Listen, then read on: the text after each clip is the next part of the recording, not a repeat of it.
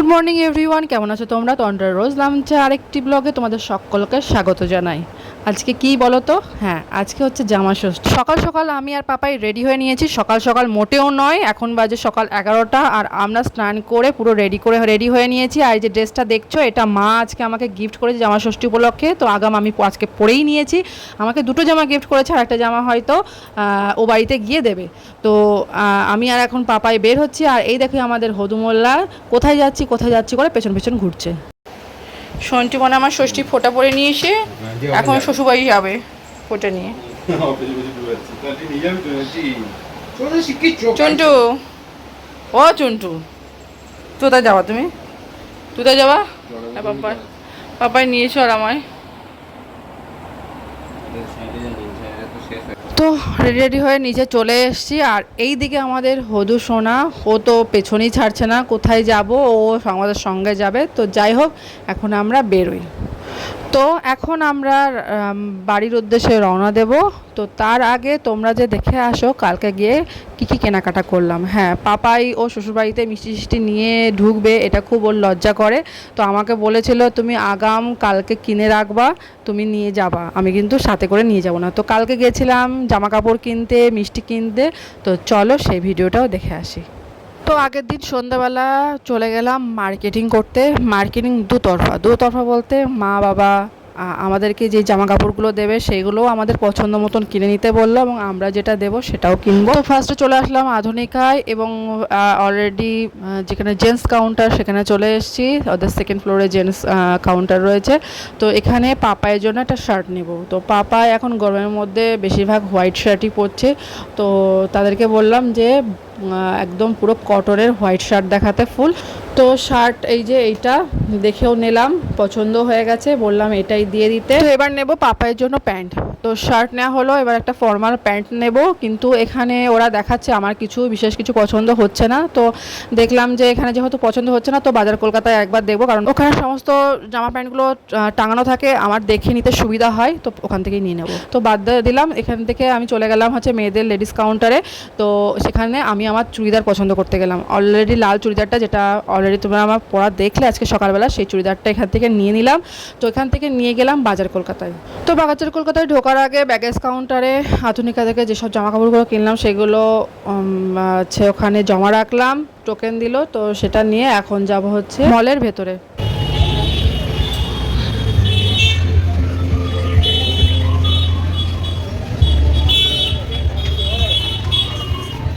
মলের ভিতরে ঢুকেই আমি চলে গেলাম ডাইরেক্ট পাপায়ের জন্য প্যান্ট কিনতে, প্যান্টের কাউন্টারে।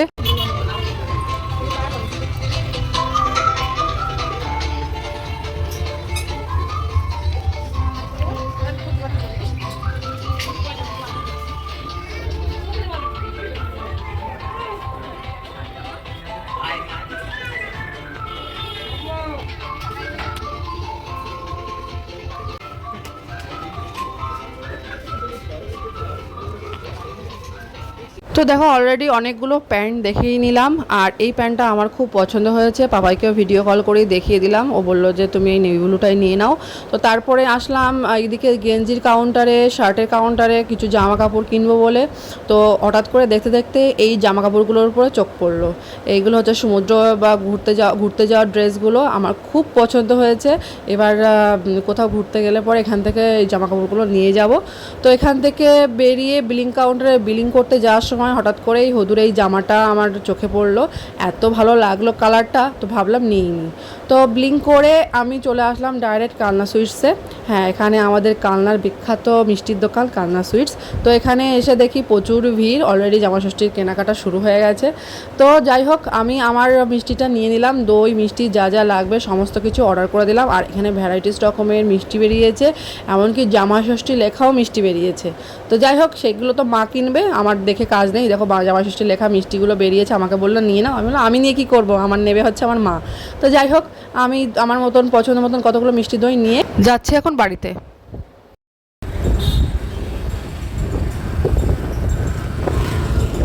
তো দেখো চলে এসেছি আমার সেই বাড়ির রাস্তায়। আর এই যে সামনে আমাদের দোকান দেখতেই পাচ্ছ।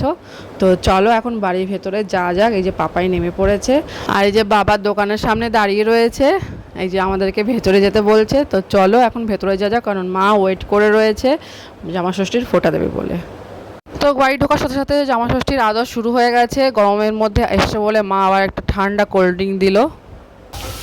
এই যে মা তোড় জোর করে রান্না করছে কড়াইতে। এখন এটা কি ইলিশ? কড়াইতে এখন এটা সর্ষে ইলিশ হচ্ছে। আর এটা কি হয়েছে? ও বাবা, খাসির মাংস রেডি। আমাদের খাসির মাংস প্রেশার কুকারে হয় না, সিটি দিয়ে হয় না, এভাবে কষিয়ে কষিয়ে মাংস রান্না হয়। আর ওইটাই কি রয়েছে?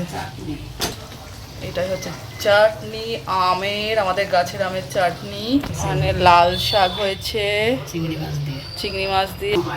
এখনো চিংড়ি পোস্ত হবে, চিংড়ি পোস্ত এখনো করে উঠতে পারেনি। আর এই যে ইলিশ মাছ ভাজা দেবে, রেখে দিয়েছে।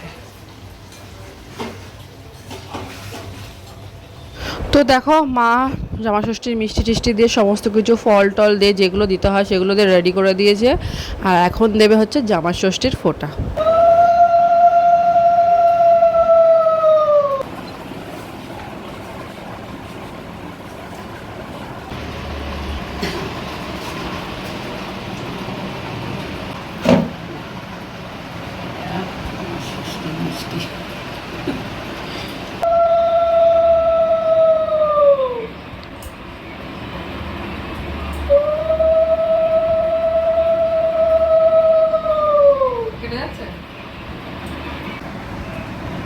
বাহাতে বাঁধে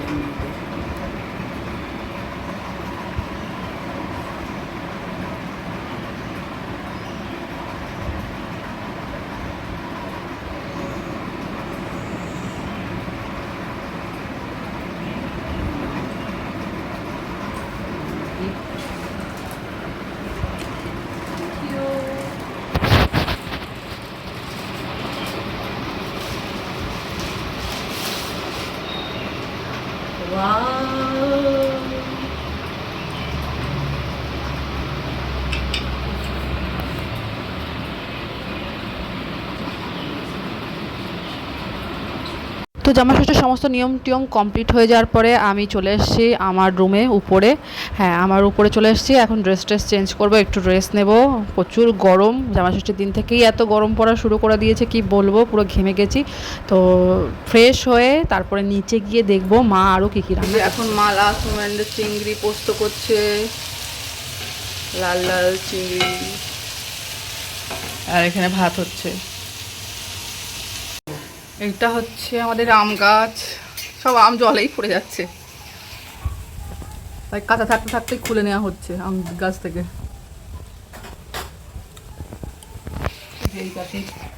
দেখো গাছে আম দেখতে পাচ্ছ, ওই দেখো।